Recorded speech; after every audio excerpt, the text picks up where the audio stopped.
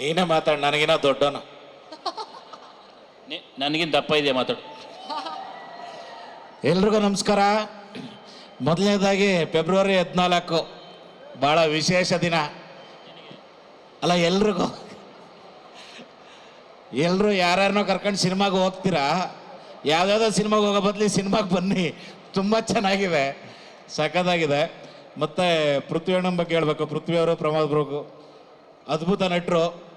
ನಾವೇನು ಮಾತಾಡೋದೇನಿಲ್ಲ, ನಿಮಗೆ ಗೊತ್ತು ಎಂಥ ನಟರು ಅಂತ.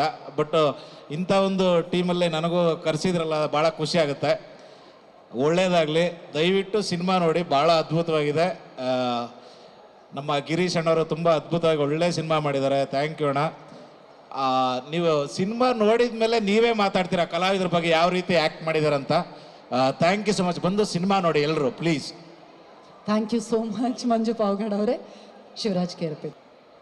ನಾನು ಡೈರೆಕ್ಟ್ರ್ ಪಕ್ಕ ಕೂತಾಗ ಡೈರೆಕ್ಟ್ರು ಟ್ರೈಲರ್ ರಿಲೀಸ್ ಆದಮೇಲೆ ನೋಡಿದ್ಮೇಲೆ ಕೇಳಿದ್ರು ಹೆಂಗೆ ಅನ್ನಿಸ್ತು ಅಂತ.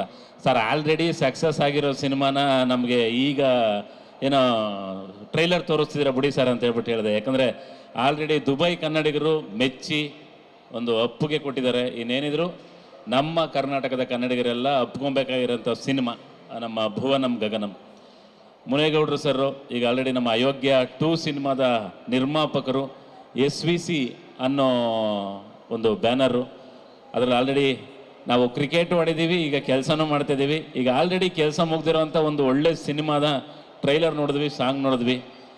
ಇನ್ನು ಇವ್ರ ಬಗ್ಗೆ ಏನು ಹೇಳೋದು, ಇವ್ರು ಮಾತಾಡ್ಬಿಟ್ರೆ ಸಾಕು ನಡುಗ್ತದೆ ಥಿಯೇಟ್ರು ಅಂತ ಅನ್ಕೊಂತದೆ ಪ್ರಮೋದವ್ರದು. ಸೊ ಅಂಥ ಕಂಚಿನ ಕಂಠ. ಸೊ ನಟನೆ ಬಗ್ಗೆ ಪೃಥ್ವಿ ಅಂಬರ್ ಅವ್ರದ್ದು ಮತ್ತು ಪ್ರಮೋದ್ ಅವ್ರ ಬಗ್ಗೆ ಏನೂ ಹೇಳೋ ಆಗಿಲ್ಲ. ಈಗ ಟ್ರೈಲರಲ್ಲಿ ಅದು ಕಾಣಸಿಕ್ಕಿದೆ. ಸೊ ಭೂಮಿಲಿರುವಂಥ ಎಲ್ಲ ಅದ್ಭುತವಾದಂತಹ ಲೊಕೇಶನಲ್ಲಿ ಶೂಟ್ ಆಗಿರೋ ಈ ಸಿನಿಮಾ ಗಗನದ ಎತ್ತರಕ್ಕೆ ಸಕ್ಸಸ್ ಕಾಣಲಿ ಅನ್ನೋ ಒಂದು ಆಸೆ ನಂದು. ಅದಾಗಲಿ. ಸೊ ಒಂದು ಒಳ್ಳೆ ಸಿನಿಮಾ ಯಾವಾಗಲೂ ಗೆಲ್ಲಬೇಕು. ಒಂದು ಒಳ್ಳೆ ದಿನ ರಿಲೀಸ್ ಆಗ್ತಾ ಇದೆ, ಪ್ರೇಮಿಗಳ ದಿನ. ಸೊ ಆ ದಿನ ತಾವೆಲ್ಲರೂ ಹೋಗಿ ಈ ಸಿನಿಮಾನ ಥಿಯೇಟ್ರಲ್ಲಿ ನೋಡಿ. ಕನ್ನಡ ಸಿನಿಮಾಗಳನ್ನ ದಯವಿಟ್ಟು ಥಿಯೇಟ್ರಲ್ಲಿ ನೋಡಿ. ನಮ್ಮ ಭುವನಂ ಗಗನಂ ಸಿನಿಮಾನ ಗೆಲ್ಲಿಸಿ ಆ ಸಕ್ಸಸ್ಗೆ ನೀವೆಲ್ಲರೂ ಕಾರಣ ಆಗಿ ಅಂತ ಹೇಳ್ತಾ ಇದ್ದೀನಿ. Thank you very much. All the best entire ಟೀಮ್ಗೆ.